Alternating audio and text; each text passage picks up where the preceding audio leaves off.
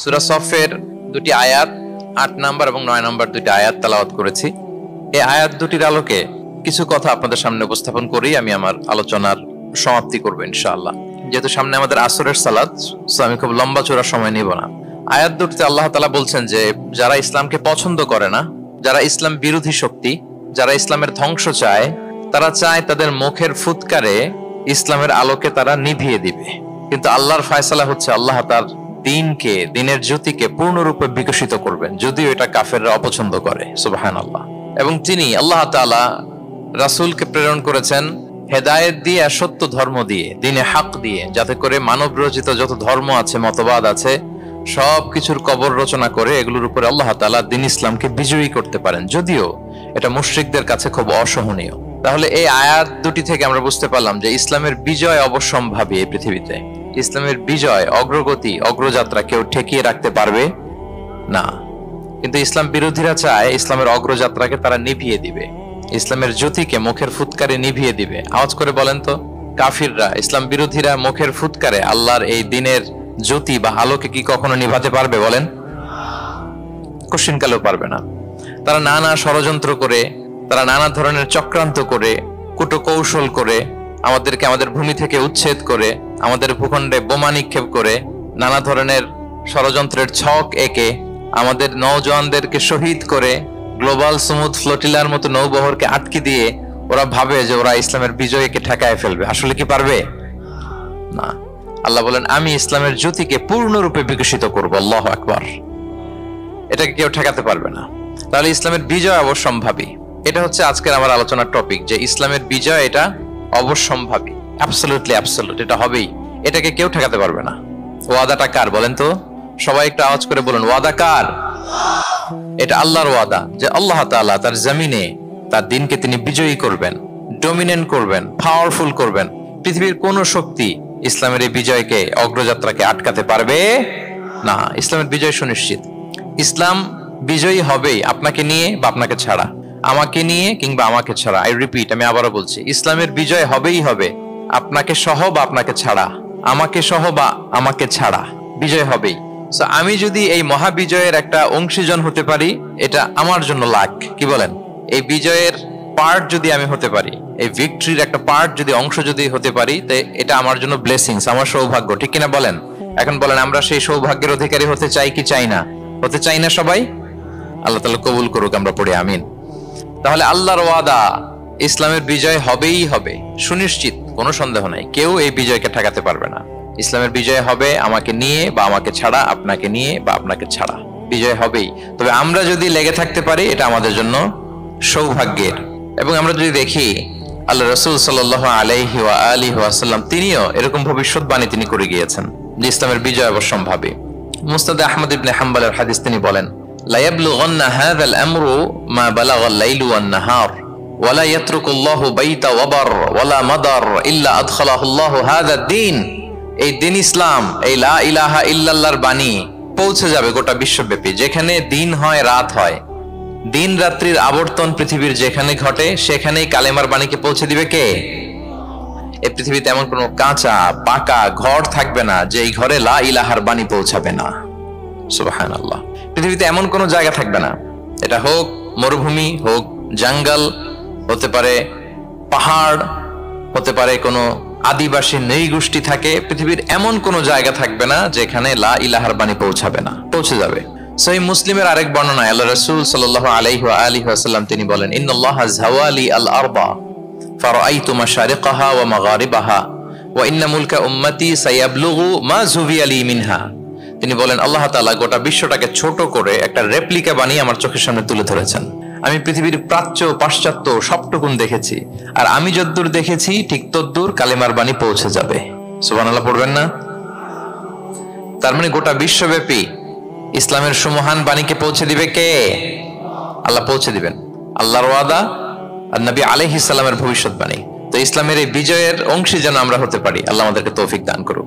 আপনি যদি বর্তমান পৃথিবীর দিকে তাকান, তাহলে দেখবেন যে ইসলামের বিরুদ্ধে এত ষড়যন্ত্র, এত কনস্পাইরেসি, এত অত্যাচার, অপারেশন, এত কিছুর পরেও ইসলাম হচ্ছে world's fastest growing religion right নাও।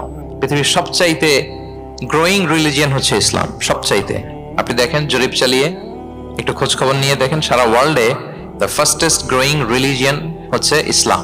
সবচাইতে বাড়ন্ত যেই ধর্মের ভেতরে মানুষ পানের পানির মতো প্রবেশ করছে, সেই ধর্মটার নাম কি? ইসলাম। মানুষ প্রবেশ করছে পানের পানির মতো। আপনি পশ্চিমা বিশ্বে দেখেন, প্রতি জুমাবারে অনেক অমুসলিম, নন মুসলিম, ইহুদি, খ্রিস্টান, এইথিস্ট, সংশয়বাদী, অ্যান্টাগনিস্ট, তারা এসে শাহাদা বাণী পড়ে মুসলমান হয়ে যাচ্ছে প্রতি জুমাবার। নারী পুরুষ নির্বিশেষে, আস্তিক নাস্তিক নির্বিশেষে প্রতি জুমাবারে তারা এসে শাহাদা পড়ে মুসলমান হয়ে যাচ্ছে। এটা তো মসজিদের খবর। রাস্তাঘাটেও আমাদের পশ্চিমা বিশ্বের দায়ীরা রাস্তার মধ্যেও দাওয়াতি কাজ করে, আলহামদুলিল্লাহ। এটাকে স্ট্রিট দাওয়া বলে। এই যে এরকম টেবিল নিয়ে বসে কোরআনের ট্রান্সলেশন নিয়ে, কিছু ইসলামের সহজ সরল বই নিয়ে তারা নন মুসলিমদের সাথে ইসলাম নিয়ে কথা বলে। আর ওরা খুব ফ্রেন্ডলি মানুষের সাথে মেশে কথা বলে, ফলে ইজিলি তাদেরকে অ্যাপ্রোচ করা যায়। তো তাদেরকে অনেকে জিজ্ঞেস করে যে তোমার ধর্ম কি, তোমার বাবার ধর্ম কি, what do you think about life after death, মৃত্যুর পরের জীবন নিয়ে তোমার ভাবনা কি, তোমার দাদা কোথায় গেল, তোমার বাবা কোথায়, তো চলে গেছে, তুমিও কোথায় যাবা। এইভাবে যখন জিজ্ঞেস করে নন মুসলিমদেরকে, তাদেরকে যখন ভাবায়, ভাবাতে ভাবাতে ভাবাতে ভাবাতে ইসলামের বাণীগুলো যখন তাদের সামনে পেশ করে, তারা যখন কনভিন্সড হয়, অনেক ক্রিশ্চিয়ান, অনেক জুইশ, অনেক নন মুসলিম ওই রাস্তার ওই দাওয়া কাজের মধ্যে, স্ট্রিট দাওয়াতেই ওইখানেই ঘোষণা দেয় আশহাদু আল্লা ইলাহা ইল্লাল্লাহ ওয়া আশহাদু আন্না মুহাম্মাদান আবদুহু ওয়া রাসূলুহু।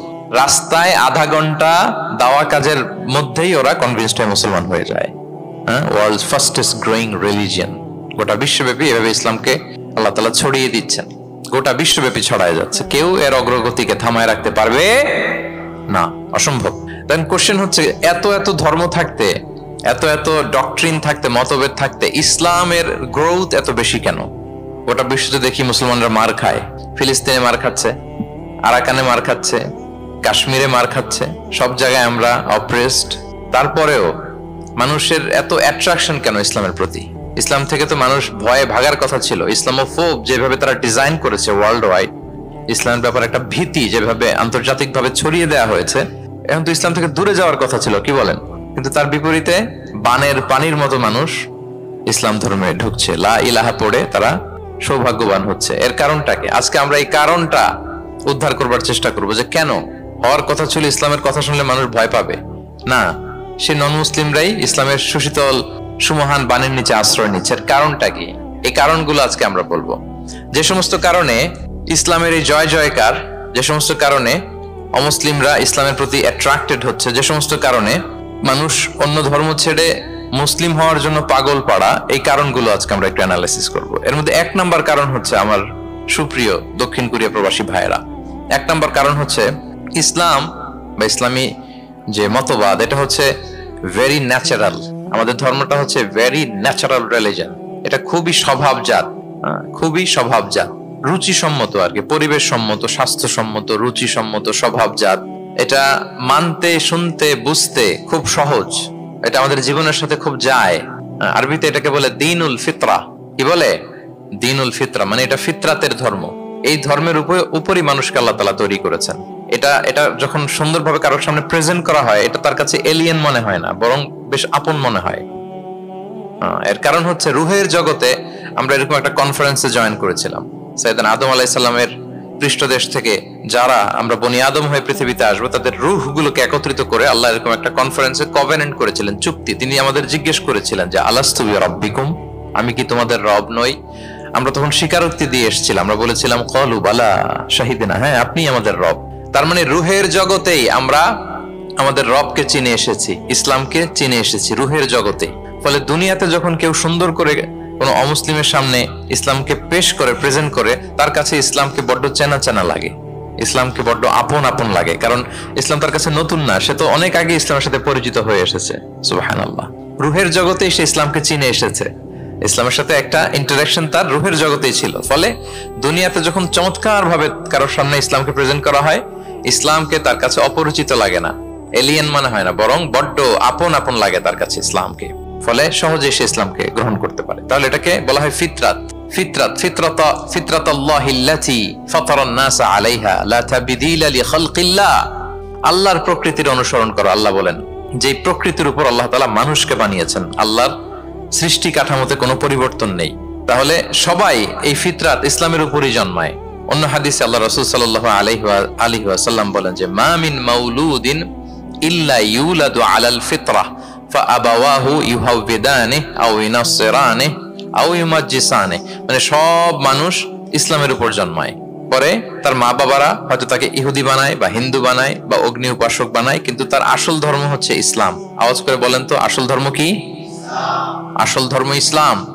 সে ফিতরাতের উপর জন্মগ্রহণ করেছে, এমনিতেই বাই ডিফল্ট তার মনটা ইসলামের দিকে টানে। এই পৃথিবীতে যা কিছু ভালো, যা কিছু কল্যাণকর, যা কিছু আমাদের সাথে খাপ খায়, সুইট করে, সহজে সুইটেবল হয়, এটাই ফিতরাত। এটাই কি? ফিতরাত। তো সব মানুষ ফিতরাতের উপর জন্মেছে, ইসলামের উপর জন্মেছে।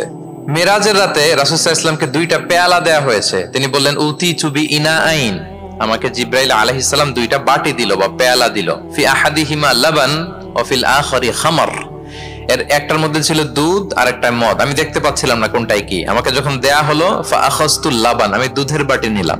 তখন জিবরিল আলাইহিস সালাম বললেন আসবতাল ফিতরাহ, আপনি ফিতরাতটাই নিয়েছেন, মানে যেটা ভালো ওইটাই নিয়েছেন, যেটা আপনার সাথে সুইট করে ওইটাই নিয়েছেন। সুবহানাল্লাহ পড়েন।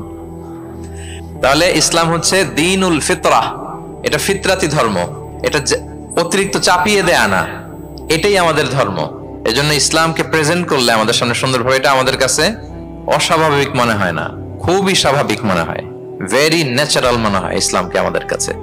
এটা হচ্ছে ফিতরাতের ধর্ম। এই কারণে অমুসলিমরা ইসলামের প্রতি আকৃষ্ট হচ্ছে, কারণ ইসলাম মানা, ইসলাম বোঝা, ইসলামকে প্র্যাকটিস করা মানুষের জন্য সহজ। এটা স্বভাবজাত ধর্ম, তার এটা ভেরি ন্যাচারাল, প্রাকৃতিক, রুচিসম্মত, স্বভাবসম্মত। এজন্য ইসলামের প্রতি মানুষ আকৃষ্ট হয়। এই পয়েন্টটাকে সবাই বুঝতে পেরেছেন? দ্বীনুল ফিতরা বুঝতে পেরেছেন সবাই? আচ্ছা, এটা হচ্ছে ন্যাচারাল রিলিজিয়ন, এই কারণে মানুষ আকৃষ্ট হয়। 2 নাম্বার, ইসলামের প্রতি এত আকৃষ্ট হওয়ার কারণ হচ্ছে দ্য ইউনিভার্সালিটি অফ ইসলাম। আরবিতে এটাকে বলে আল উমুম, মানে ইসলামের সার্বজনীনতা। ইসলাম হচ্ছে ভেরি ওপেন মাইন্ডেড রিলিজিয়ন, সবাইকে অ্যাকোমোডেট করতে পারে। পৃথিবীতে যত ফেইথ আছে, Islam is more accommodative than any other faith. যে কোনো ফেইথ বা বিশ্বাসের চেয়ে ইসলাম ভেরি অ্যাকোমোডেটিভ, সবার জন্য খোলা। The door of Islam is open for everybody 24/7। যখনই কেউ আসতে চায় ইসলামে, ওয়েলকাম। একজন খ্রিস্টান ভাই যদি বলে যে আমি মুসলিম হতে চাই, তার জন্য কোনো বাধা আছে বলেন? আমাদের পক্ষ থেকে কোনো না আছে নাকি? আচ্ছা, কোন ইহুদি যদি বলে মুসলিম হব, কোনো সমস্যা? কোন নাস্তিক যদি বলে, কোন পাহাড়ি নৃগোষ্ঠী চাকমা যদি বলে, কোনো সমস্যা আছে? কিন্তু আপনি যদি বলেন যে আমার ইহুদি হতে বড্ড মন চায়, আমি এখন মুসলিম তো আমি ইসলাম ছেড়ে দিয়ে ইহুদি হতে চাই, ইহুদি হতে পারবেন? পারবেন না। যদি জেনে না থাকেন জেনে নেন, চাইলেই কেউ ইহুদি হতে পারে না। ইহুদি হতে হয় বাই বর্ন, জন্মসূত্রে। তাও আবার বাবা ইহুদি হইলে হবে না, কি আজীব তামাশা। মা ইহুদি হইতে হবে। ইহুদি মায়ের পেট থেকে যদি কেউ জন্মায় তাইলে সে ইহুদি। কিন্তু আমাদের ধর্মে এরকম নিয়ম আছে বলেন তো? না। তাহলে ইসলামটা হচ্ছে সার্বজনীন, এখানে কোনো সাম্প্রদায়িকতা নেই, কারণ ইসলাম সকল সম্প্রদায়ের জন্য এসেছে। আলহামদুলিল্লাহ পড়েন। ইসলামের সাম্প্রদায়িকতা আছে? না, এটা সকল সম্প্রদায়ের জন্য এসেছে। যেমন দেখেন, ইসলামের রব আল্লাহ তাআলাকে আল্লাহ কিভাবে পরিচয় করায় দিচ্ছেন। আল্লাহ বলছেন সূরা ফাতিহার শুরুতে, আমরা প্রতিদিন এটা রিসাইট করি, আমরা পড়ি আলহামদুলিল্লাহি রাব্বিল, সবাই পড়েন আলহামদুলিল্লাহি রাব্বিল আলামিন। প্রশংসা সেই আল্লাহর যিনি হচ্ছেন রব্বুল আলামিন, মানে জগৎ সমূহের রব। তিনি সবার রব। কার রব? সবার রব। তিনি কিন্তু বলেন না আলহামদুলিল্লাহ রব্বিল মুসাল্লিন, তিনি শুধু মুসল্লিদের রব বলছে। রব্বিল মুসলিমিন, শুধু মুসলিমিনদের রব বলছে। হ্যাঁ, রব্বুল হাজিন, শুধু হাজি সাহেবদের রব বলছে না। তিনি কি বলছেন? রব্বিল আলামিন। তাহলে তিনি গোটা জগতের রব, সবার রব তিনি। ইসলামের দরজা সবার জন্য খোলা। দ্য ইউনিভার্সালিটি অফ ইসলাম যে আপনাদেরকে বুঝাচ্ছি, আল উমুম, খেয়াল করে দেখেন যে আল্লাহ যখন নিজের পরিচয় দিচ্ছেন তিনি বলছেন আমি সবার রব। তিনি কার রব? তিনি সবার রব। আলহামদুলিল্লাহ রাব্বিল আলামিন। এবং রাসূলুল্লাহ সাল্লাল্লাহু আলাইহি ওয়া আলিহি ওয়াসাল্লামের পরিচয় যখন আল্লাহ তাআলা করায় দিচ্ছেন, তখন আল্লাহ বলছেন ওয়ামা আরসালনাকা ইল্লা রাহমাতাল লিল আলামিন, I have sent you as a mercy for all the worlds. নবী হে, আপনি গোটা বিশ্বের সবার জন্য রহমত। সুবহানাল্লাহ। আল্লাহ বলছে যে শুধু মুসলমানদের জন্য রহমত? কথা বলেন। শুধু আরবদের জন্য রহমত? শুধু সাদা চামড়ার মানুষদের জন্য রহমত? শুধু পুরুষদের জন্য রহমত? এই রহমত কাদের জন্য বলেন তো দেখি, বুঝে থাকলে। আল্লাহর হাবিব সাল্লাল্লাহু আলাইহি ওয়াসাল্লাম কাদের জন্য রহমত বলেন তো সবাই? সবার জন্য রহমত। দেখেন ইউনিভার্সালিটি অফ ইসলাম, ইসলাম যে সবার জন্য। আচ্ছা, আল্লাহ সবার, রাসূলও সবার। এবার ইসলামের কিতাব কোরআনের দিকে যদি খেয়াল করি, কোরআনের পরিচয় দিতে যে আল্লাহ তাআলা বলেছেন ইন হুয়া ইল্লা যিকরা লিল আলামিন, নিশ্চয়ই কোরআনটা হচ্ছে জগৎবাসীর জন্য যিকরা, উপদেশ, রিমাইন্ডার। তাহলে কোরআনও সবার জন্য নাকি শুধু আমাদের? প্রিয় ভাইরা, কোরআন কি শুধু আমাদের বই? না, এটা হিন্দু ভাইদেরও বই, এটা নাস্তিকদেরও বই, এটা বুদ্ধিস্টদেরও বই, তাদের হেদায়েতের কথাও এখানে আছে। এটা সবার বই, এটার ওনারশিপ সবার, এটা আমাদের সবার। তাহলে দেখেন, আমাদের রব সবার, আমাদের রাসূল সবার, আমাদের কিতাব সবার। তাহলে ইসলামে কোনো সংকীর্ণতা নেই, ইসলামে কোনো সাম্প্রদায়িকতা নেই, কোনো সম্প্রদায়ের জন্য ইসলাম আসেনি, ইসলাম এসেছে সবার জন্য। আলহামদুলিল্লাহ পড়েন। তাহলে দ্য ইউনিভার্সালিটি অফ ইসলাম, এটা ক্লিয়ার না সবার কাছে? বুঝতে পেরেছেন? তাহলে কেন ইসলাম দ্য ফাস্টেস্ট গ্রোয়িং রিলিজিয়ন, গোটা বিশ্বে সবচাইতে বেশি গ্রো হচ্ছে ইসলামের? দুইটা কারণ বলে ফেলেছি। এক নাম্বার কি ছিল বলেন তো, মনে আছে কিনা কারো? দেখি, ভেরি ন্যাচারাল রিলিজিয়ন। কে বলছে ন্যাচারাল? দেখি, এই মাশাআল্লাহ। কি উনি শুধু বুঝলো নাকি, আর বাকিরা বললেন না? যে এক নাম্বার কি ছিল? ন্যাচারাল। ইসলাম হচ্ছে ভেরি ন্যাচারাল রিলিজিয়ন, স্বভাবজাত, প্রাকৃতিক ধর্ম। আমাদের মনের সাথে, প্রকৃতির সাথে খাপ খায় না, এরকম কোনো আইন বিধান ইসলামে নাই। গেল। দুই নাম্বার কি বললাম? জোরে, সার্বজনীন, সার্বজনীন ধর্ম, সবার। এটা কোন নির্দিষ্ট গোষ্ঠী, কোন সম্প্রদায়ের জন্য ইসলাম আসে নাই। আচ্ছা, তিন নাম্বার হচ্ছে ফ্লেক্সিবিলিটি। ইসলাম অনেক ফ্লেক্সিবল একটা রিলিজিয়ন। আরবিতে এটাকে বলে আত-তাইসির, মানে ইসলামে কাঠিন্যতা নেই, ইসলামের বিধানগুলো সহজ। বলেন, ইসলামের বিধান মানতে আপনাদের কঠিন লাগে? আল্লাহ বলেন ইউরিদুল্লাহু বিকুমুল ইউসরা ওয়ালা ইউরিদু বিকুমুল উসর। আল্লাহ তোমাদের জন্য সহজ চান, কঠিন চান না। আল্লাহ কি চায়? সবাই বলুন। আল্লাহ সহজ চায়, আল্লাহ কঠিন চায় না। আমরা অনেক সময় কঠিন করে দিনকে উপস্থাপন করি, জটিল করে দিনকে উপস্থাপন করি। ওমা জাআলা আলাইকুম ফিদ-দীনি মিন হারাজ। আল্লাহ তাআলা দিনে কোনো জটিলতা রাখেননি, কিন্তু আমরা খুব কঠিন করে উপস্থাপন করি। আল্লাহ বারবার বলেছেন সহজ সহজ সহজ, লা ইউকাল্লিফুল্লাহু নাফসান ইল্লা উসআহা। আল্লাহ সাধ্যের বাইরে কাউকে কিছু চাপিয়ে দেন না। আমাদের যদ্দূর সাধ্যে কোলায় ঠিক তদ্দূরই আল্লাহ চাপিয়ে দেন। সুবহানাল্লাহ। ইসলাম কত সহজ, কতটা সহজ আমি আপনাদেরকে বুঝিয়ে বলছি, আপনারা একটু মনোযোগ দিয়ে শুনুন। একটা ছোট্ট হাদিস আপনাদের সাথে শেয়ার করি। ইসলাম কতটা সহজ আপনারা একটু শুনলেই বুঝতে পারবেন। এক সাহাবী আল্লাহ রাসূল সাল্লাল্লাহু আলাইহি ওয়া আলিহি ওয়াসাল্লামের কাছে এসে তিনি বললেন, ইয়া রাসূলুল্লাহ, হালাকতু ইয়া রাসূলুল্লাহ, হে রাসূল আমি তো শেষ। আমি তো, শুনতেছেন, মনোযোগ আছে? আমি তো শেষ। রাসূল সাল্লাল্লাহু আলাইহি ওয়াসাল্লাম বললেন, ওমা আহলাকা, কি হয়েছে তোমার?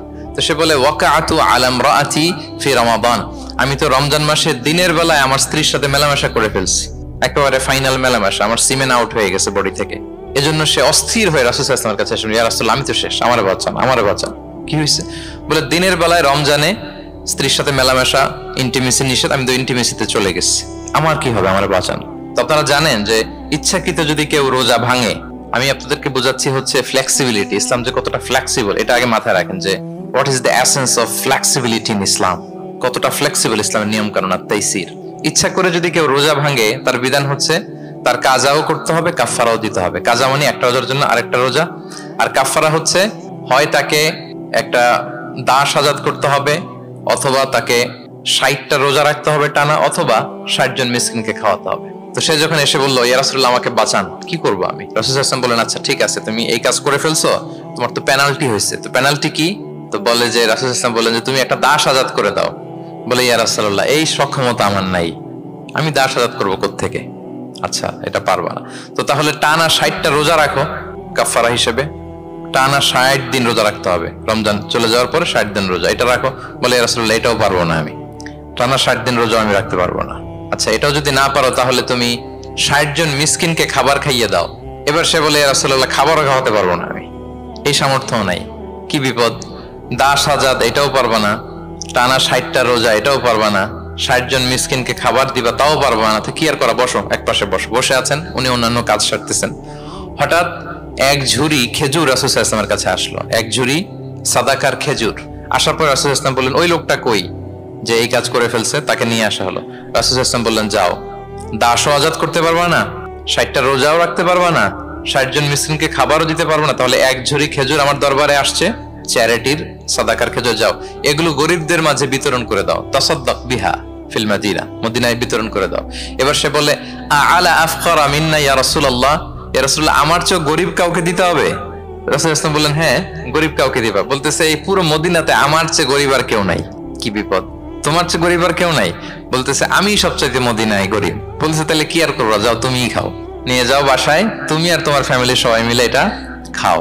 চিন্তা করেন, আসছিল পেনাল্টি দিতে, নিয়ে গেল এক ঝুড়ি, কথা বোঝা নাই, নিয়ে গেল এক ঝুড়ি খেজুর। দেখেন what is the flexibility of Islam. ইসলাম কতটা ফ্লেক্সিবল, মানুষের সুবিধা অসুবিধাকে ইসলাম কতটা গুরুত্ব দেয়। আমরা ইসলামকে বোঝানোর ক্ষেত্রে, এক্সপ্লেইন করার ক্ষেত্রে এগুলো মাথায় রাখি না। তাহলে ইসলামের এই যে ফ্লেক্সিবিলিটি যখন কোনো নন মুসলিম দেখে, এই হাদিস যদি কোনো নন মুসলিম পড়ে, আপনি বলেন সে কি আর অন্য ধর্মে থাকতে পারবে? যে একটা ধর্ম এত ফ্লেক্সিবল হয় কি করে, এত ফ্লেক্সিবল। এভাবে আপনি যদি দেখেন যে রাসূল সাল্লাল্লাহু আলাইহি ওয়াসাল্লাম খুব সহজ করে দ্বীন ইসলামকে উপস্থাপন করেছেন। কাউকে যখন তিনি কোনো দায়িত্ব দিয়ে কোথাও পাঠাতেন, তখন তিনি একটা বিখ্যাত কথা বলে দিতেন। সবসময় বলতেন যে বাশশিরু ওয়ালা তুনাফিরু, ইয়াসসিরু ওয়ালা তুআসসিরু। তোমরা মানুষকে সুসংবাদ দাও দ্বীনের ব্যাপারে, মানুষকে ভয় দেখিও না, দিন থেকে ভাগিও না। ইয়াসসিরু, তোমরা দিনকে সহজ করে প্রেজেন্ট করো, ইসলামকে জটিল করে মানুষের সামনে কখনো প্রেজেন্ট করো না। ফ্লেক্সিবিলিটি। আল্লাহ রাসূল সাল্লাল্লাহু আলাইহি ওয়া আলিহি ওয়াসাল্লাম তিনি একবার মসজিদে নববীতে বসা, এক বেদুইন আসলেন। বেদুইন, নোমাডিক গায়, বেদুইন যার মধ্যে সভ্যতার ছোঁয়া লাগেনি। তো সে মসজিদে ঢুকেই উঠে চড়ে আসলেন, উটটাকে মসজিদের পিলারের মধ্যে বেঁধে রাসূল সাল্লাল্লাহু আলাইহি ওয়াসাল্লামকে সালামও দিচ্ছে না। কি দিচ্ছে না? সালামও দিচ্ছে না, কথাও বলতেছে না। মসজিদে ঢুকে পিলারের মধ্যে উটটাকে বেঁধে 2 রাকাত নামাজ পড়া শুরু করছে। 2 রাকাত নামাজের পরে দোয়া করতেছে। কি দোয়া জানেন? দোয়ায় বলতেছে আল্লাহুম্মা আরহামনি ওয়া মুহাম্মাদা ওয়া লা তারহাম মা'আনা আহাদা। মানে আল্লাহ তুমি শুধু আমাকে রহম করো আর মুহাম্মদ সাল্লাল্লাহু আলাইহি ওয়াসাল্লামকে রহম করো, আমাদের দুইজনের সাথে আর কাউরে তুমি রহম করো না। বেদুইন হলে যা হয়, তার যে এটিকেটস অফ দোয়া, দোয়ার যে আদব, অন্যের জন্য দোয়া করলে যে নিজের লাভ এটা ভুলে গেছে। আপনারা এটা জানেন তো যে অন্যের জন্য দোয়া করলে লাভ? জানেন? আপনি যদি এক ভাইয়ের জন্য দোয়া করেন যে আল্লাহ সে অসুস্থ, তুমি তাকে সুস্থ করে দাও, ফেরেশতারা বলতে থাকে আল্লাহ যিনি এই দোয়াটা করলেন তার কোনো অসুস্থতা থাকলে আগে তুমি তাকে সুস্থ করে দাও। ধরেন যে আপনার এক ভাই দারিদ্রের কষাঘাতে জর্জরিত, টাকা পয়সা না, আপনি দোয়া করলেন যে আল্লাহ আমার ভাইটা আর্থিক সমস্যায় আছে, তার আর্থিক সমস্যা দূর করে দাও। ফেরেশতারা দোয়া করে আল্লাহ যিনি দোয়া করলো তার যদি আর্থিক সমস্যা থাকে তুমি আগে তার আর্থিক সমস্যা দূর করে দাও। সুবহানাল্লাহ, সুবহানাল্লাহ বিহামদি। তো এক লোক এই হাদিসের ফজিলত শুনে ইফতারির পূর্ব মুহূর্তে, যেহেতু দোয়া কবুল হয়, তার ওয়াইফ ইফতারি তৈরি করতেছে, এই হাদিসের ফজিলত শুনে এক লোক তার বন্ধুর জন্য দোয়া করতেছে যে আল্লাহ আমার বন্ধুটার তো এখনো বিয়ে হয় নাই, তুমি সুন্দরী রূপবতী একটা স্ত্রীর ব্যবস্থা করে দাও আল্লাহ আমার বন্ধুর। এই দোয়া শুনে তার স্ত্রী তো রেগে মেগে আগুন, সেই ইফতারি রেখে দিয়ে এসে বলে এই এত বড় সাহস, কি দোয়া করো এসব উল্টাপাল্টা। স্বামী বলে কি দোয়া উল্টাপাল্টা, কি দোয়া করলাম? আমি তোমার বন্ধুর জন্য দোয়া করছি আল্লাহ তারে তুমি রূপবতী সুন্দরী স্ত্রীর ব্যবস্থা করে দাও। তো ওয়াইফ বলে এই তুমি কি মনে করছো আমি হাদিসটা জানি না যে অন্যের জন্য ভালো কোনো দোয়া করলে আগে এটা নিজের জন্য কবুল হয়? সুবহানাল্লাহ। দেখেন ইসলামের বিধান কত সুন্দর। আপনি অন্যের কল্যাণ কামনা করলে এটা, এই কল্যাণ ফিরে আপনার দিকে আসে আগে। সুবহানাল্লাহ। তো ওই বেদুইনের এটা জানা ছিল না, সে এসে দোয়া করতেছে আল্লাহুম্মা আরহামনি ওয়া মুহাম্মাদা ওয়া লা তারহাম মা'আনা আহাদা। আল্লাহ তুমি শুধু আমারে রহম করো আর মুহাম্মদ সাল্লাল্লাহু আলাইহি ওয়াসাল্লামকে রহম করো, আমাদের দুজনের সাথে আর কাউরে রহম করো না। রাসূল ইসলাম তাকিয়ে বলেন হায় রে, একটা প্রশস্ত বিষয়কে সে সংকীর্ণ করে ফেললো। আফসোস করে বলতেছে, কারণ আল্লাহর দরবারে রহমের কি কোনো ঘাটতি আছে বলেন তো? আল্লাহর দরবারে রহমতের কোনো কমতি আছে? নাই। রাসূল ইসলাম বলে সে তো সবাইকে ইনক্লুড করতে পারতো। আচ্ছা গেল, দোয়া শেষে এবার সে মসজিদে নববীর মাঝখানে বসে পেশাব করা আরম্ভ করছে। এবার তো সাহাবারা রেগে মেগে আগুন, কি এত বড় সাহস, মসজিদে নববীর মাঝখানে পেশাব, সবাই উদ্ধত হচ্ছে, তাকে মারতে যাবে। রাসূল ইসলাম সবাইকে সামলালেন, থামালেন, বললেন দাও, রাখো, ছাড়ো, আগে সারতে দাও।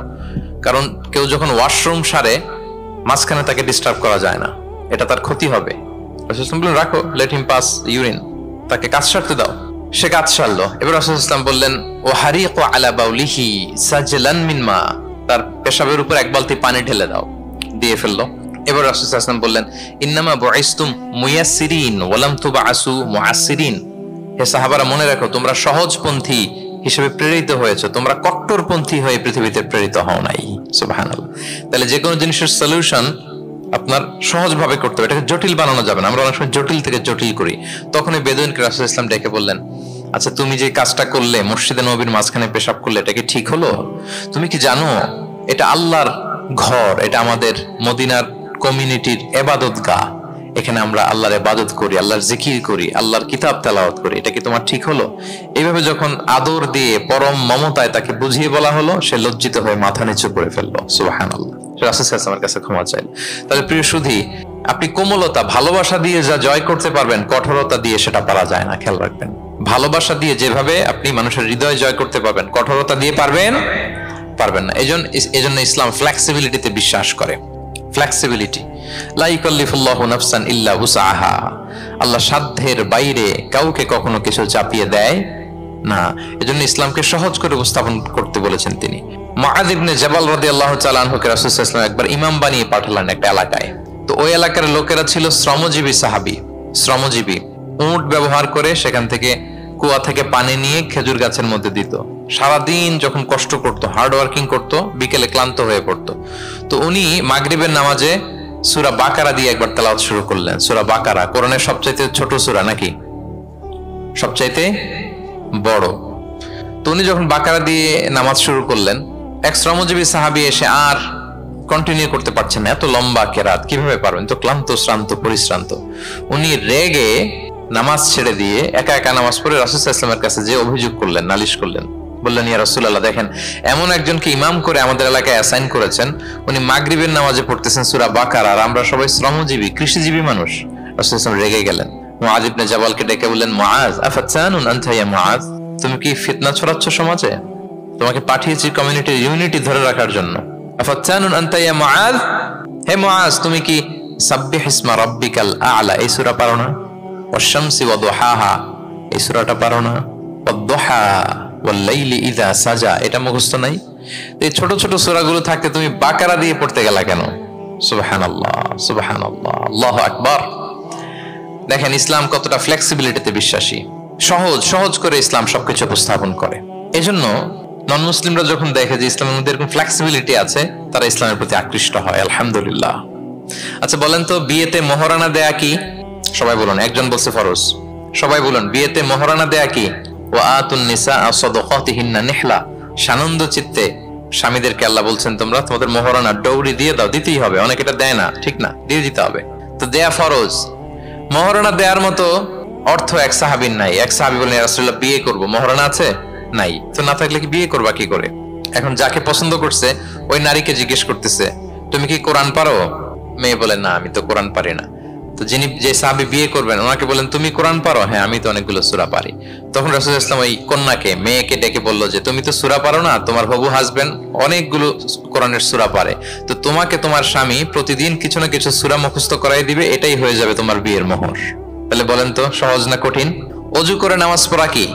সবাই বলুন, ফরজ। কিন্তু ধরেন অজুর পানি নাই, তখন তায়াম্মুম করে পড়লেও কবুল করবে কে? আল কিয়াম ফিস সালাত, দাঁড়িয়ে নামাজ পড়া কি? ফরজ। দাঁড়াতে পারছেন না, বসে বসে পড়লে কবুল করবে কে? বসতেও পারেন না, শুয়ে পড়লেও কবুল করবে কে? তাহলে বলেন তো, ইসলামের বিধান কি কঠিন না সহজ? ফ্লেক্সিবিলিটি আর তাইসির। ইসলামের এই ফিচারটার কারণে, এই বৈশিষ্ট্যের কারণে অমুসলিমরা ইসলামের প্রতি আকৃষ্ট হয়, যে ইসলামের বিধানগুলো এত ফ্লেক্সিবল। এটা হচ্ছে মূল বিধান, না হলে এটা, না হলে অপশন, না হলে এই অপশন। মানে সমাজের সাথে খাপ খাইয়ে নেওয়ার মতো, সহজে মানুষ এটাকে এক্সিকিউট করার মতো সব বিধান আল্লাহ তাআলা রেখে দিয়েছেন। সুবহানাল্লাহ। তাহলে এই বিষয়গুলোর কারণে মুসলিমরা ইসলামের প্রতি আকৃষ্ট হয়। দ্য ফাস্টেস্ট গ্রোয়িং রিলিজিয়ন, মূল যে টপিক, মনে আছে তো আপনাদের? তাহলে 3টা কারণ অলরেডি বলে ফেলেছি, আরো 2টা বলবো, বলে শেষ করে দিব। এর মধ্যে প্রথমটা কি ছিল? ইসলাম ধর্মটা কেমন? ন্যাচারাল, ভেরি ন্যাচারাল রিলিজিয়ন, দিনুল ফিতরা। 2 নম্বরে সার্বজনীন, দ্য ইউনিভার্সালিটি অফ ইসলাম আল উমুম, এটা সবার জন্য এই ধর্মটা। 3 নম্বরে কি বললাম? ফ্লেক্সিবিলিটি। ইসলাম খুব ফ্লেক্সিবল, এটা সহজে মানা যায়, সহজে এটাকে পালন করা যায়, এজন্য অমুসলিমরা আকৃষ্ট হয়। 4 নম্বর হচ্ছে ব্যালেন্সড অ্যাপ্রোচ অফ ইসলাম। ইসলামের বিধানগুলো খুবই ব্যালেন্সড, ভারসাম্যপূর্ণ আর কি। এর মধ্যে পরিমিতি বোধ আছে, ভারসাম্য বোধ আছে, এটা ব্যালেন্সড। এই কারণে ইসলামের প্রতি মানুষ আকৃষ্ট হয়। এখানে বাড়াবাড়িও নাই, ছাড়াছাড়িও নাই, মাঝামাঝি। বাড়াবাড়িও নাই, ছাড়াছাড়িও নাই। আমার সাথে সাথে বলেন, কি নাই? বাড়াবাড়িও নাই, আর কি নাই? ছাড়াছাড়িও নাই, বরং মাঝামাঝি, ব্যালেন্সড অ্যাপ্রোচ। ইসলামের সবকিছু দেখবেন ব্যালেন্সড। وكذلك جعلناكم أمة وسطا لتكونوا شهداء على الناس ويكون الرسول عليكم شهيدا। অনুরূপভাবে আমি তোমাদেরকে ব্যালেন্স জাতি বা মধ্যমপন্থী জাতি হিসেবে তোমাদেরকে পৃথিবীতে প্রেরণ করেছি, যাতে করে তোমরা অন্য জাতির উপর সাক্ষী হতে পারো আর নবী হতে পারেন তোমাদের উপর সাক্ষী। তাহলে আমাদের ধর্মটা খুবই ভারসাম্যপূর্ণ, খুবই কি ভারসাম্যপূর্ণ, বাড়াবাড়িও নাই, ছাড়াছাড়িও নাই। দেখেন বিশ্বাসীদের বৈশিষ্ট্যের কথা বলতে যে আল্লাহ তাআলা বলছেন ওয়াল্লাযীনা ইযা আনফাকু লাম ইউসরিফু ওয়া লাম ইয়াকতুরু ওয়া কানা বাইনা যালিকা কাওয়ামা। বিশ্বাসীরা যখন দান করে, দানের ক্ষেত্রে তারা কৃপণতাও করে না, আবার অপচয়ও করে না, বরং মাঝামাঝি দান করে। বরং কি মাঝামাঝি দান। রাসূলুল্লাহ সাল্লাল্লাহু আলাইহি ওয়াসাল্লামের একটা অভ্যাস ছিল, তার কাছে কেউ কিছু চাইলে উনি না বলতে পারতেন না। কি বলতে পারতেন না? সবাই বলুন। রাসূলুল্লাহ সাল্লাল্লাহু আলাইহি ওয়াসাল্লাম কি বলতে পারতেন না? না। কেউ কিছু চাইবে আর উনি না বলবেন, এই না ওনার ডিকশনারিতে নাই, না বলতে জানতেন না। তো একবার রাসূল সাল্লাল্লাহু আলাইহি ওয়াসাল্লামের মাত্র জামা, কয়টা জামা? একটা। তো এক ফরিয়া দিয়ে এসে রাসূল সাল্লাল্লাহু আলাইহি ওয়াসাল্লামকে বললেন, ইয়া রাসূলুল্লাহ, আমাকে একটা জামা দিন, আমি বস্ত্রহীন। তো রহমতের নবী কি আর করবেন, যেহেতু না বলতে জানেন না, কাউকে ফিরিয়ে দিতে জানেন না, নিজের জামাটাই খুলে দিয়ে দিলেন। সুবহানাল্লাহ। এখন ওনার গায়ে তো জামা নাই, আছে? উনি জামাহীন অবস্থায় ঘরে বসে আছেন। আল্লাহ তাআলা আয়াত নাযিল করলেন ওয়াল্লাযীনা ইযা আনফাকু লাম ইউসরিফু ওয়া লাম ইয়াকতুরু ওয়া কানা বাইনা যালিকা কাওয়ামা।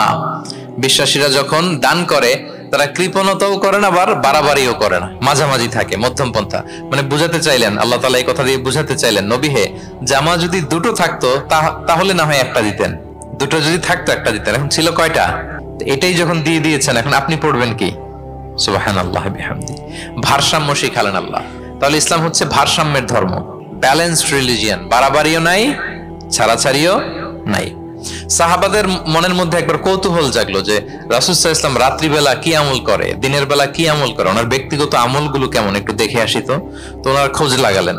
খোঁজ লাগিয়ে যা পেলেন তাদের খুব একটা মনোপুত হলো না। ওনারা ভাবলেন যে রাসূল সাল্লাল্লাহু আলাইহি ওয়াসাল্লাম হয়তো আরো বেশি আমল করেন, কিন্তু ওনাদের কাছে মনে হলো যে কিছুটা বোধহয় কমই হয়ে যাচ্ছে। তো একজন বলল, আরে রাসূল সাল্লাল্লাহু আলাইহি ওয়াসাল্লামের তো আগের পরের সব গুনাহ মাফ, গফিরা লাহু মা তাকদ্দামা মিন যামবিহি ওয়া মা তাআখার। ওনার তো কোনো গুনাহই নাই, এই আমল ওনার জন্য ঠিক আছে, আমাদের জন্য ঠিক না, আমাদের আরো বাড়াই করতে হবে। তো কি করা যায়? এই চিন্তা থেকে এরা একজন বলে যে তাইলে একটা কাজ করি, আমি আর এখন থেকে রাতে ঘুমাবো না, সারা রাত তাহাজ্জুদ করব। সারা রাত কি করব? আচ্ছা। আরেকজন বলে তাহলে আমি কালকে থেকে যে নফল রোজা রাখা শুরু করব, জীবনেও মরার আগের দিন পর্যন্ত আর রোজা ভাঙবো না, খালি রোজা চলতেই থাকবে। দুইজন তো দুইটা নিয়ে নিছে। আরেকজন কি করবে? আরেকজন বলে তোরা যা করছস, আমি এক কাজ করি, আমি আর আমার স্ত্রীর কাছেই যাব না, সন্ন্যাসী হয়ে গেলাম, আর বউদের কাছে যাব না, সন্ন্যাসী জীবন, খালি আল্লাহ বিল্লাহ, ইবাদত, জিকির, আজকার, দোয়া দরুদ পড়তে পড়তে জীবন শেষ করে দেব। তিনজন তিনটা নিয়ে নিল। এই কথা যখন রাসূলুল্লাহ সাল্লাল্লাহু আলাইহি ওয়াসাল্লাম তিনি শুনলেন, তিনি অপছন্দ করলেন। তিনি বললেন, মা বালু আকওয়ামিন ইয়াকুলুনা কাযা ওয়া কাযা। তোমাদের কি হলো?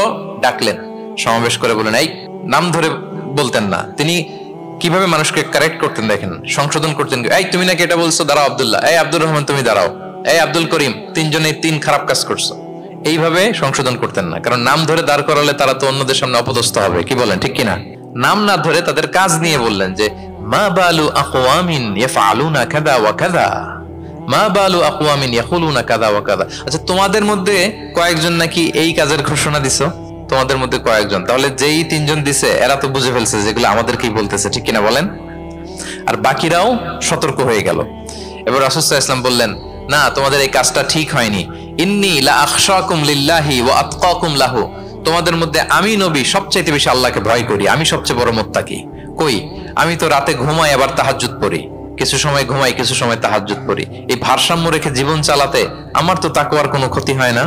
আমি তো স্ত্রীদের সাথে মিশি, আমার তো কোনো সমস্যা হয় না। আমি মাঝে মাঝে নফল রোজা রাখি সোম বৃহস্পতি, বাকি দিনগুলোতে দিনের বেলা আমি খাই। কই, এই ভারসাম্যপূর্ণ জীবন আচরণে আমি নবী হয়ে তো আমার কোনো সমস্যা হয় না, তোমাদের তো সমস্যা কোথায়? সুবহানাল্লাহ। তাহলে রাসূল সাল্লাল্লাহু আলাইহি ওয়াসাল্লামের চাইতে যদি কেউ বড় মুত্তাকি হতে চায়, হতে পারবে বলেন তো? না। সেই নবী রাতে কখনো নির্ঘুম থাকতেন না, only except the last 10 days of Ramadan. রমাদানের শেষ 10 রাতে রাসূল সাল্লাল্লাহু আলাইহি ওয়াসাল্লাম ঘুমাতেন না। আর সারা বছরের রুটিন হচ্ছে এশার পরেই ঘুম দিয়ে এরপর রাসূল সাল্লাল্লাহু আলাইহি ওয়াসাল্লাম শেষ রাতে তাহাজ্জুদ পড়তেন। মানে ঘুমোতেন আবার নামাজ পড়তেন, ব্যালেন্সড। ইবাদত করতেন, স্ত্রীদের সাথেও মিশতেন, মাঝে মাঝে রোজা রাখতেন, আবার মাঝে মাঝে না রেখে খাবার খেতেন দিনের বেলা। সুবহানাল্লাহ। তাহলে এটাকে বলে the balanced approach of Islam. আরবিতে বলে আল ওয়াসাতিয়াতু ওয়াল ইতিদাল, মানে মধ্যমপন্থী থাকা, ভারসাম্যপূর্ণ থাকা। ইসলামের অনন্য একটা বৈশিষ্ট্য হচ্ছে এই আল ওয়াসাতিয়্যাহ, মানে দ্য ব্যালেন্সড অ্যাপ্রোচ, ভারসাম্যপূর্ণ জীবন বিধান। এগুলো যখন অমুসলিমরা দেখে তারা অবাক হয়ে যায়। সম্মানিত সুধী, আপনারা যদি ঈসা আলাইহিস সালামের ব্যাপারে আমাদের আকীদা দেখেন, বিশ্বাস, তাহলে আরো ক্লিয়ার হবেন যে আমরা অন্য ধর্মের চেয়ে কিভাবে ভারসাম্যপূর্ণ। খেয়াল করে শুনুন, খুব মজার ঘটনা, মজার ব্যাপার। ঈসা আলাইহিস সালামের ব্যাপারে আমাদের যে বিশ্বাস বা আকীদা, এটার দিকে খেয়াল করলেই বুঝবেন যে আমরা কেমন করে ব্যালেন্সড। আচ্ছা, আপনারা কি কেউ জানেন খ্রিস্টানরা ঈসা আলাইহিস সালামের ব্যাপারে কি বলে? কেউ জানেন? জানলে বলুন। আল্লাহর, নাউযু বিল্লাহি মিন যালিক, ওনারা ঈসা আলাইহিস সালামকে বলে আল্লাহর ছেলে, the son of God, Jesus Christ is the son of God, আল্লাহর ছেলে, নাউযু বিল্লাহ। তাহলে দেখেন ওনার সম্মান বাড়াইতে বাড়াইতে কোথায় নিছে? খোদার চেয়ারে নিয়ে বসাইছে, তাই না? ঈসা আলাইহিস সালামকে খ্রিস্টানরা কোথায় বসাইছে? আল্লাহর চেয়ারে, আল্লাহর সন্তান বানায় ফেলছে, নাউযু বিল্লাহ। তাহলে বাড়াবাড়ি করলো, কি করলো? ঈসা আলাইহিস সালামের ব্যাপারে খ্রিস্টানরা কি করলো? বাড়াবাড়ি। আচ্ছা, আপনারা কি জানেন ইহুদিরা ঈসা আলাইহিস সালামের ব্যাপারে কি বলে? কেউ জানেন? তারা ঈসা আলাইহিস সালামকে ওয়ালাদু জিনা বলে, বাস্টার্ড বলে, নাউযু বিল্লাহ। কি বলে? জিনার সন্তান, মানে জারদ সন্তান বলে আল্লাহর এই নবীকে ইহুদিরা। তাহলে ওনাকে অপমান করতে করতে ছাড়াছাড়ি, যেটা নামাতে নামাতে কত নিচে নামাইছে দেখছেন? তাহলে এক ধর্ম ওনারে উঠাতে উঠাতে আল্লাহর চেয়ারে, আর এক ধর্ম ওনারে নামাতে নামাতে জমিনের নিচে। আমরা কি বলি ঈসা আলাইহিস সালামের ব্যাপারে? দেখেন, আমরা বলি ঈসা আলাইহিস সালাম হচ্ছে আব্দুল্লাহি ওয়া রাসূলুহু, তিনি আল্লাহর বান্দা এবং আল্লাহর রাসূল। আল্লাহর বান্দা বলার মধ্য দিয়ে আমরা খ্রিস্টানকে রিফিউট করি, খ্রিস্টান কমিউনিটিকে, তোমরা যে আল্লাহর চেয়ারে নিয়ে বসাইছো এটা ভুল, ওইখানে না, আরো নিচে নামাইতে হবে, উনি আল্লাহর বান্দা। আর রাসূলুহু, সম্মানিত রাসূল বলে আমরা ইহুদিদেরকে রিফিউট করি, তাদের জবাব দেই যে না, তোমরা একজন নবীকে যে অপমান করে বলেছো উনি বাস্টার্ড না, উনি রাসূলুহু, আল্লাহর প্রেরিত রাসূল, এই বলে ওনার সম্মানকে আমরা উপরে উঠাই। তাহলে একদল নিছিল ওইদিকে, ওইখান থেকে নিচে নামায় নিয়ে আসি, একদল মাটির নিচে ঢুকাই দিছে, ওইখান থেকে উপরে উঠাই নিয়ে আসি। তাহলে আমরা মাঝামাঝি থাকি। সুবহানাল্লাহ পড়বেন না? ঈসা আলাইহিস সালামের ব্যাপারে আমাদের আকীদা হচ্ছে মানহাজুল ওয়াসাতিয়্যাতি ওয়াল ইতিদাল, আমরা মাঝামাঝি থাকি। আচ্ছা, আমাদের যে বোনদের পিরিয়ড হয় প্রতি মাসে, মেনস্ট্রুয়েশনাল পিরিয়ড হয়, খ্রিস্টানরা কি করে জানেন? কোনো বাজ বিছান নাই, পিরিয়ড আর নন পিরিয়ডের কোনো বাজ বিছান নাই, সারা মাস তারা তাদের স্ত্রীদের সাথে ইন্টিমেসিতে যায়। আচ্ছা, মানে বাড়াবাড়ি করলো, ছাড়াছাড়ি করলো। আর ইহুদিরা কি করে জানেন? ইহুদিরা বোনদের যখন পিরিয়ড হয় স্ত্রীদের, তখন স্ত্রীদের সাথে কোনো কথাবার্তা, স্পর্শ কিছুই করে না, এদেরকে ঘর থেকে বের করে দেয়। তাদের আলাদা একটা ঘর থাকে, যে 5 দিন 7 দিন বোনদের পিরিয়ড হয়, ওই বাসায় থাকো, ওই রুমে, পিরিয়ড ভালো হয়ে যাবে, এরপর আমার এখানে আসবো। দেখেন, একদল করছে বাড়াবাড়ি, আরেক দল ছাড়াছাড়ি। কিন্তু ইসলামের কত সুমহান বিধান, কত সুমহান বিধান! পিরিয়ড চলাকালীন সব করা যাবে, কিন্তু ফাইনাল ইন্টিমেসি ছাড়া, আরবিতে যেটাকে বলে আল জিমা, এটা ছাড়া। তাহলে দেখেন, এই যে ঈসা আলাইহিস সালাম এবং এই যে বোনদের পিরিয়ডের যে বিধান, এক্ষেত্রে আমাদের ভারসাম্যপূর্ণ বিধান ফুটে ওঠে, যেটাকে বলে ব্যালেন্সড অ্যাপ্রোচ অফ ইসলাম, ইসলামের ভারসাম্যপূর্ণ বিধান। তো ইসলামের এই ব্যালেন্সড অ্যাপ্রোচ যখন অমুসলিমরা দেখে, তারা ইসলামের প্রতি আকৃষ্ট হয়ে যায়। আলহামদুলিল্লাহ। তাহলে কয়টা বললাম? 1 নম্বরে ন্যাচারাল রিলিজিয়ন, 2 নম্বরে দ্য ইউনিভার্সালিটি অফ ইসলাম, সার্বজনীন, 3 নম্বরে ফ্লেক্সিবিলিটি, তাইসির, সহজ ইসলামের বিধান, 4 নম্বরে ব্যালেন্সড অ্যাপ্রোচ, ভারসাম্যপূর্ণ, বাড়াবাড়িও নাই, ছাড়াছাড়িও নাই, 5 নম্বরে সর্বশেষ আল ইনসানিয়া, এটাকে বলে রিলিজিয়ন অফ হিউম্যানিটি, ইসলাম মানবতার ধর্ম। কিসের ধর্ম? ইসলাম মানবতার ধর্ম। যখন এটা দেখে মুসলিমরা আর ধরে রাখতে পারে না নিজেকে। সুবহানাল্লাহ। প্রত্যেক শ্রোতা বলবেন, অল অডিয়েন্স একসাথে বলেন, ইসলাম কিসের ধর্ম? মানবতার ধর্ম। মানুষকে ইসলাম সবচাইতে মর্যাদা দেয়। একবার এক ইহুদির লাশ যাচ্ছিল রাসূল সাল্লাল্লাহু আলাইহি ওয়াসাল্লামের সামনে দিয়ে, এই লাশ দেখে, ইহুদির লাশ দেখে নবী সাল্লাল্লাহু আলাইহি ওয়াসাল্লাম দাঁড়িয়ে গেলেন। সাহাবারা বললেন, ইয়া রাসূলুল্লাহ ইন্নাহু ইয়াহুদি, আপনি দাঁড়ালেন যে, এটা তো ইহুদির লাশ। রাসূল সাল্লাল্লাহু আলাইহি ওয়াসাল্লাম বললেন, আওয়ালাইসাত নাফসান, এটা কি মানুষ না? সুবহানাল্লাহ পড়বেন না? আওয়ালাইসাত নাফসান, হোক না ইহুদি, হোক না খ্রিস্টান, হোক না মাজুসি, অগ্নি উপাসক, সে তো মানুষ। তাকে মানুষ হিসেবে কনসিডার করে তাকে সম্মান দিতে যে আমি দাঁড়িয়েছি। সুবহানাল্লাহ বিহামদি। তাহলে মানবতাকে ইসলাম গুরুত্ব দেয়, মানুষকে ইসলাম কি করে? গুরুত্ব দেয়। আল্লাহ বলেন, ওয়ালাকাদ কাররামনা বানি আদম, I have dignified the status of the sons of Adam, আমি বনি আদমের স্ট্যাটাসকে বাড়িয়েছি, মর্যাদাকে বাড়িয়েছি। মানুষ মাত্রই তার সম্মান আছে না নাই? দেখেন, আল্লাহ আমাদেরকে এত সম্মানিত করেছেন, ঈমান আনার ব্যাপারে আমাদেরকে কোনো জোর জবরদস্তি করেন নাই, স্বাধীনতা দিয়েছেন। আমরা ফ্রি টু অ্যাকসেপ্ট ইসলাম। ফামান শাআ ফালইউমিন ওয়া মান শাআ ফালইয়াকফুর, যে চাইবে ঈমান আনবে, না চাইলে সে কুফরি করবে। তবে জেনে রাখো, ঈমান আনলে ফলাফল জান্নাত, আর কুফরি করলে পরিণাম জাহান্নাম। কিন্তু জোর করবো না আমি, লা ইকরাহা ফিদ্দীন, দ্বীনে জবরদস্তি নাই, বাড়াবাড়ি নাই, নো কম্পালশন ইন ইসলাম। কাউকে ফোর্স করে আপনি জোর করে ইসলামে আনলে হবে না। তাহলে এটা মানবতার ধর্ম, মানবতাকে ইসলাম সবচাইতে বেশি গুরুত্ব দেয়। যেমন ধরেন যে দুর্যোগ পীড়িত কোনো এলাকায় যদি আমরা ত্রাণ নিয়ে যাই, আমরা কি সেখানে দেখে দেখে শুধু মুসলিম ঘরে ত্রাণ দেই নাকি? ওখানে মুসলিম থাকলে মুসলিম দেই, হিন্দুরা যদি থাকে তাদেরকে দেই। আমরা যদি কোনো দুর্যোগপূর্ণ এলাকায় যাই, সেখানে নাস্তিক থাকলে তার ঘরে আমরা ত্রাণ পৌঁছে দেই। আমরা যদি কোনো উদ্ধার কর্মে অংশগ্রহণ করেছি, ধরেন যে আগুন লেগেছে, আপনি উদ্ধার কর্মতে অংশগ্রহণ করলেন, এখন খুঁজে খুঁজে যার মাথায় টুপি আরে আপনি বাঁচাবেন নাকি? যার গালে দাঁড়িয়ে আরে বাঁচাবেন না, আপনি সবাইকে বাঁচাবেন। আল্লাহু আকবার। মানবতা যেখানে বিপন্ন সেখানেই ইসলামের সাপোর্ট আছে না নাই বলেন? যেখানেই মানবতা বিপন্ন সেখানে ইসলাম পৌঁছে যায়, কারণ ইসলাম হচ্ছে দ্য রিলিজিয়ন অফ হিউম্যানিটি। এটা মানবতার ধর্ম। মানুষ হিসেবে ইসলাম সবাইকে কনসিডার করে। মদিনাতে একবার ৬০ জন খ্রিস্টান পাদ্রী আসবে নাজরান থেকে। খ্রিস্টান পাদ্রী কোন ধর্মের?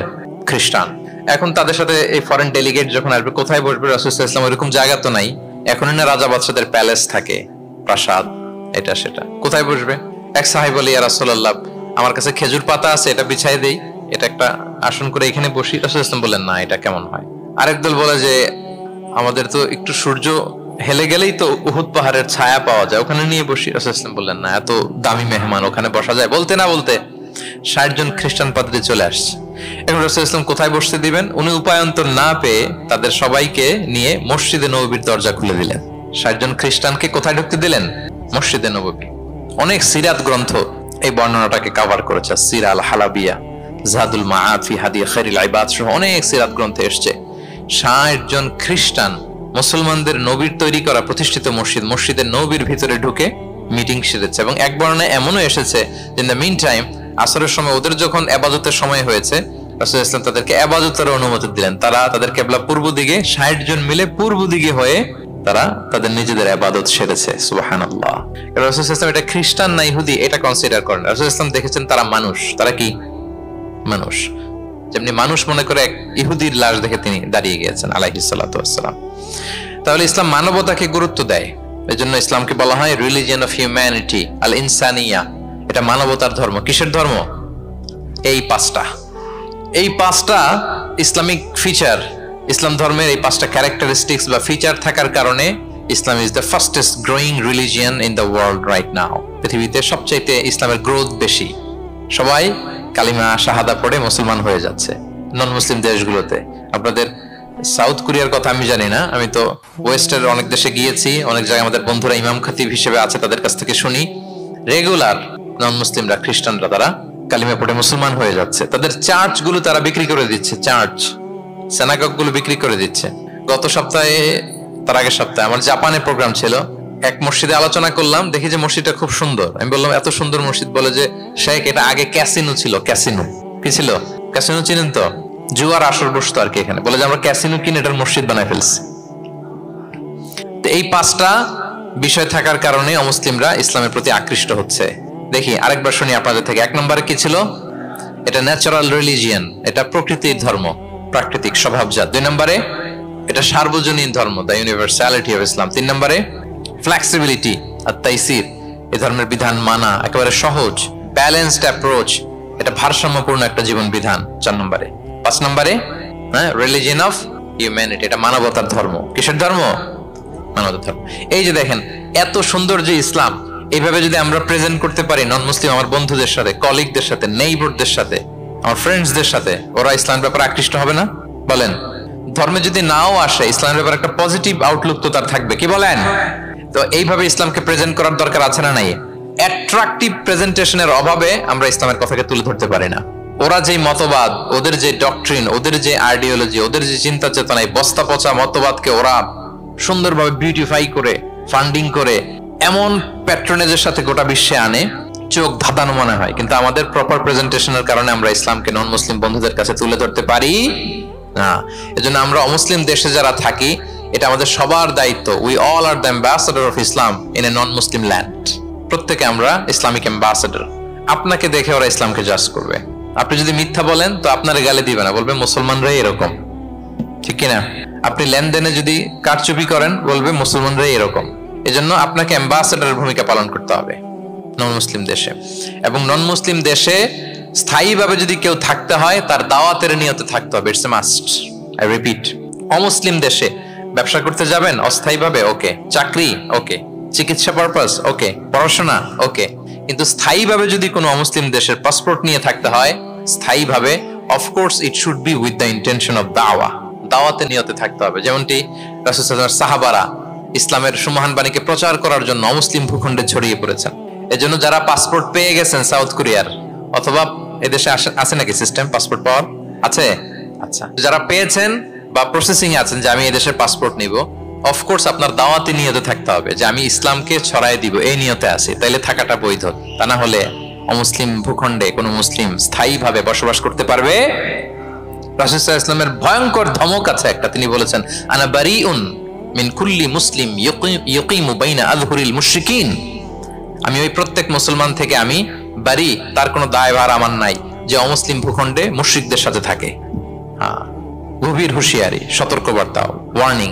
কিন্তু যদি আপনি উইথ দ্য ইন্টেনশন অফ দাওয়াতে নিয়তে থাকেন যে এখানে আমি একটা মসজিদ করব, মসজিদের সাথে লেগে থাকবো, আমার বুদ্ধিস্ট প্রতিবেশীর কাছে আমি ইসলামের সুমহান বাণী পৌঁছে দেব, আমার কলিগদেরকে বুঝাবো দেখো ইসলাম খুব ফ্লেক্সিবল, এটা ন্যাচারাল রিলিজিয়ান, এটা মানবতার ধর্ম, এটা এমন এমন, এইভাবে আমি বুঝাবো, এই নিয়তে যদি আপনি থাকেন তাহলে আপনি এই দেশে স্থায়ীভাবে থাকতে পারবেন।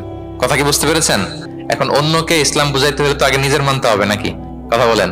আপনি ইসলামের দাওয়া দিবেন, এখন আপনি নিজেই ইসলাম মানে না, তাহলে হবে? আগে নিজের মানতে হবে, কি বলেন? আগে নিজের ইসলামকে কি করতে হবে? মানতে হবে। আমার প্রিয় ভাইয়েরা, Islam is our identity, Islam is our honour, আমাদের সম্মান হচ্ছে ইসলামে।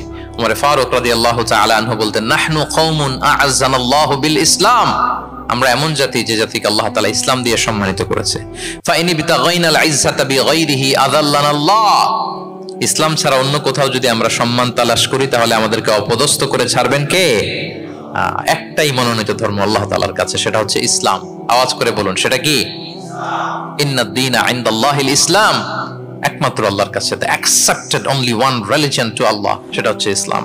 ওমাই ইয়াবতাগি গায়রাল ইসলামি দীনান ফালাই ইউকবালা মিনহু ওয়া হুয়া ফিল আখিরাতি মিনাল খাসিরিন, ইসলাম ছাড়া অন্য কিছু যদি কেউ তালাশ করে, সেটার সাথে নিজেকে জড়ায়, আল্লাহ তাআলা কবুল করবেন না। that will not be accepted from him in the day of judgment and he will be loser মিনাল খাসিরিন, সে হবে লুজার, হতভাগা হবে, দুর্ভাগা হবে।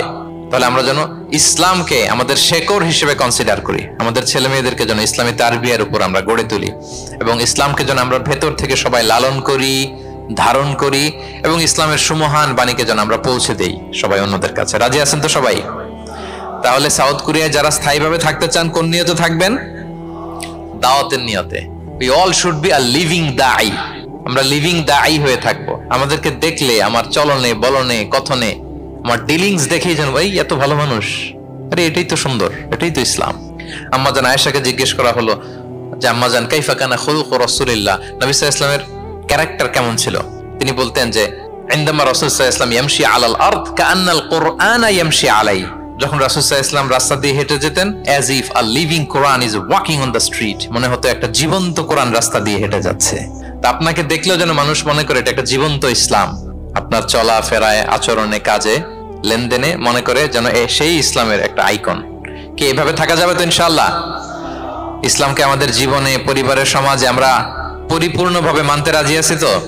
ছেলে মেয়েদেরকে ইসলামের উপর অটুট রাখতে সবাই রাজি আছি?